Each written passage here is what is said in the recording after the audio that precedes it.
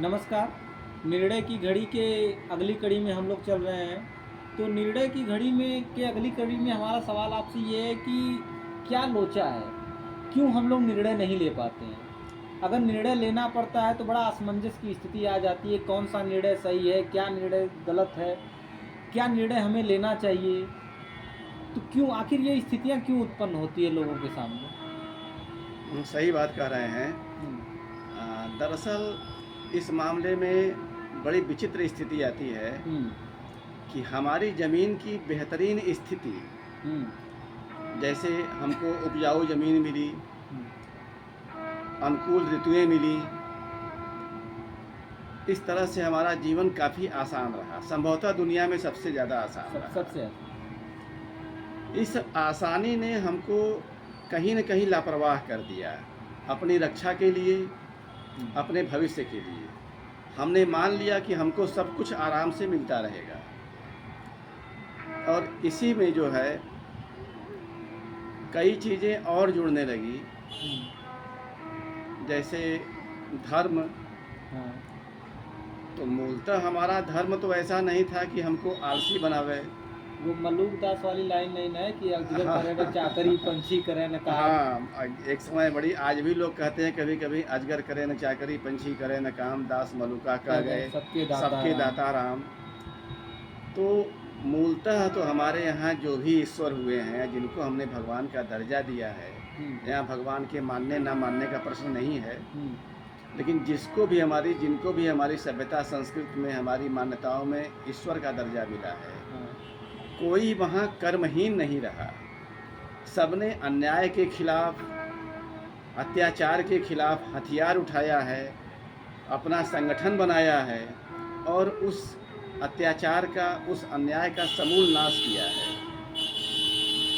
रामचंद्र जी से लेकर कृष्ण तक, हुँ, और तरह कितनी देवियाँ, दुर्गा, काली, सबके साथ हम यही बात देखते हैं कि यहाँ अत्याचार के समूल नाश के लिए हमारे सारे देवी देवता लगातार सक्रिय रहे। सबने कर्म किया। सबने कर्म किया। गीता का कर्म सिद्धांत भी यही है हुँ, कि वहाँ कर्म ही सबसे बड़ी चीज़ है। अब वो चाहते तो घर बैठे ही अपना कोई हाँ, शक्ति सब से कुछ जो है कर रावण को सकते मार थे। सकते थे या सब कुछ कर सकते थे। हाँ, लेकिन फिर इसी नाते अब सोचिए कि अगर राम जी के जीवन पर हम निगाह डालें, हुँ, तो एक व्यक्ति उस समय के दुनिया के सबसे शक्तिशाली साम्राज्य से लड़ रहा है, हाँ, जिसके कि कब्जे में कुबेर भी हैं, जो शिव का भी कहना नहीं मानने वाला, सारे देवता जिससे कांपते रहते हैं। रावण के लिए तो कहा गया है वही कि रावण की ही बात हाँ, है। अब उस व्यक्ति से या वैसे मतलब शक्तिशाली शासक से लड़ने के लिए राम क्या करते हैं? राम अयोध्या से अपनी सेना लेके नहीं चलते हैं। हुँ, वो वहीं जंगल के ही मूल लोगों के का संगठन बनाते हैं। मना वही संगठन बना के इतनी बड़ी शक्ति से लड़ते हैं और विजय ही प्राप्त करते हैं। तो यहाँ अगर राम को हम परमेश्वर मानते हैं तो राम तो सब कुछ कर सकते थे। बिल्कुल, महाभारत में कृष्ण ने भी जो कुछ किया वो सब कुछ घर बैठे कर घर सकते बैठे थे। कर सकते थे, सही बात तो है। ये सारा जीवन जो लीला कहा जाता है, हुँ, तो ये सारी लीला हमको शिक्षा देने के लिए थी। लेकिन हमारे धर्म गुरुओं ने अब हमारी काहली से या उनके किसी तरह के धंधे के हित में हुँ, जाने क्या क्या हुआ कि उन्होंने हमको बस सिर्फ भगवान का भजन सिखाया कि कुछ भी आवे भगवान का भजन करते रहो, मरते रहो, कटते रहो। हुँ।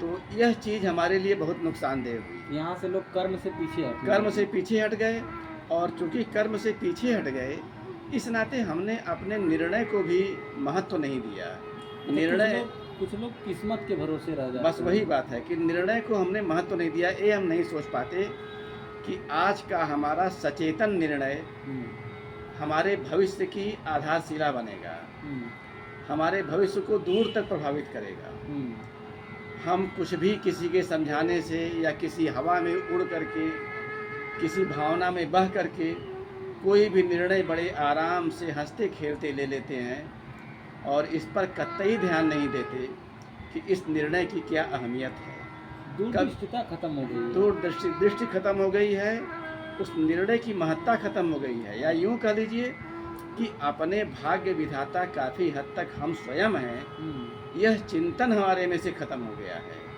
पूरी तरह हम भले न हों, हाँ, लेकिन अपने भाग्य विधाता काफ़ी हद तक व्यक्ति स्वयं है। हाँ, यह चीज़ हम नहीं समझ पाते। और कभी कभी तो बड़ा अजीब अजीब बातें होती हैं कि किसी की सूरत देखते देखते हम ऊब गए, तो उसको हटना चाहिए, भले वो कितना ही अच्छा काम कर रहा हो। नहीं ये तो उचित नहीं है। ये वही चीज़ है। सूरत तो अपने घर वालों के भी लोग देखते हैं हमेशा, हाँ। उन्हें भी हटा दें। हटा दे, सही बात है। कभी कभी किसी आदमी के अच्छे काम हमको अपने व्यक्तित्व की क्षुद्रता की तुलना में हम्म, कचोटने लगते हैं। लगता है यार आदमी बड़ा अच्छा काम कर रहा है, मैं तो बहुत निकृष्ट कोटि का हूँ, लेकिन अपने को निकृष्ट तो हम कह नहीं सकते। हाँ, तो चूंकि निकृष्ट कह नहीं सकते तो अच्छे के खिलाफ हो जाते हैं। कुछ ऐसा भी होता है हमारे गलत निर्णयों के पीछे।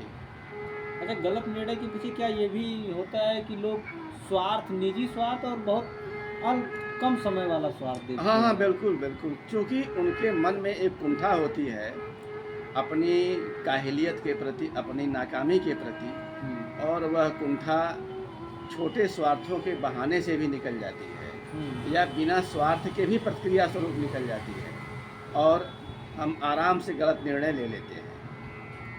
वो राष्ट्र या देश के प्रति चिंतन नहीं करते हैं, वो वो असल सिर्फ में देश को अपने से अलग मान के चलते हैं, जैसे देश उनके अपने व्यक्तित्व से भी छोटी चीज़ कोई है। देश हित और अपना हित एक दूसरे से अनिवार्यतः जुड़ा है, यह भावना उनमें नहीं रह जाती है। कहीं ऐसा तो नहीं कि वो लोग गौतम बुद्ध के उस उपदेश को उल्टा मान लिए हो, आप दीपो भव, हाँ, सही बात कर रहे हैं। उसको उन लोगों ने निगेटिव अर्थ में ले लिया, हाँ, वो सिर्फ निगेटिव, अपना कल्याण करने हाँ लगे लोग। हाँ, निगेटिव अर्थ में ले लिया। गौतम बुद्ध का उपदेश तो बहुत ऊंचा था। अपना और दीपक स्वयं बनिए, इसका और मतलब अपना है भाई। दीपक अगर वास्तव में आप स्वयं बने तो आप कभी गलत निर्णय ले ही नहीं सकते हैं।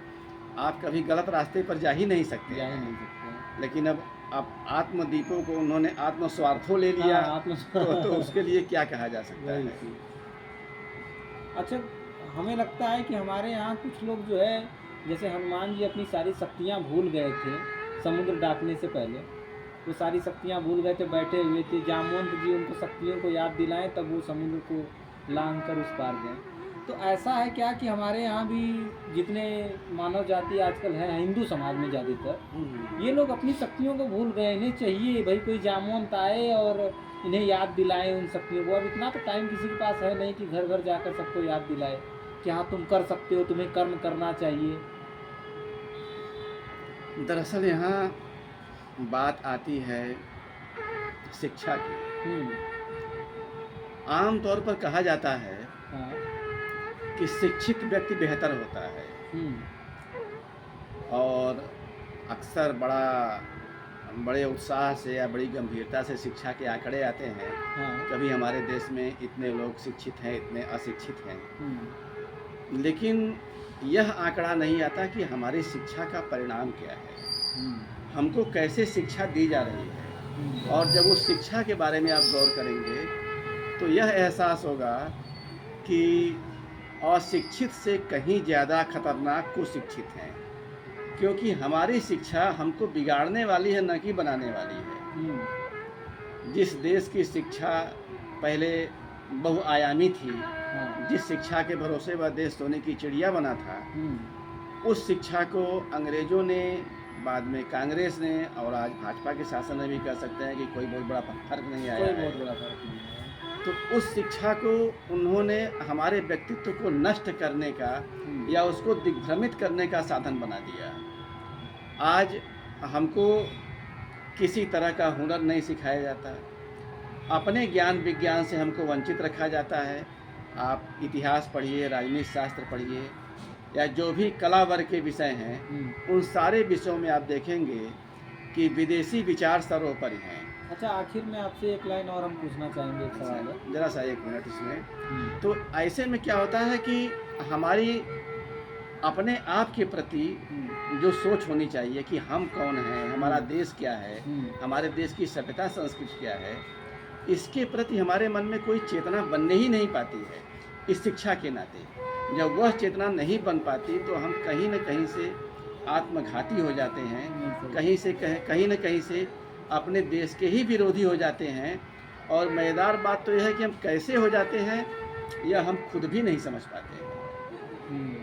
अच्छा, देश से विमुख करने में कहीं अंग्रेजियत का बस असर पूरा तो नहीं है शिक्षा ना? का मतलब वही है, पूरा मामला ही उसी का है। आज भी देश की समस्याओं की जड़ में सबसे बड़ा कारण अंग्रेजी भाषा, अंग्रेजी शिक्षा और अंग्रेजी व्यवस्था है। हम्म, लेकिन यह चीज़ इतना जड़ जमा चुकी है कि इसको दूर करना कभी-कभी तो लगता है कि किसी भी सरकार के बस में नहीं है। हालाँकि रास्ते हैं, हम्म, लेकिन सबके स्वार्थ इस दुर्व्यवस्था से ही, इन गलत समीकरणों से ही इतने ज़्यादा जुड़ चुके हैं कि कौन अपने स्वार्थों को हटा करके हम्म, उज्ज्वल चेतना में, प्रखर चेतना में इस काम को अंजाम देगा, फिलहाल तो उसका इंतज़ार ही है। हम्म। चलिए, ठीक है। आज के लिए बस इतना ही। फिर मिलेंगे आप लोगों से नए मुद्दों के साथ। ठीक है, नमस्कार।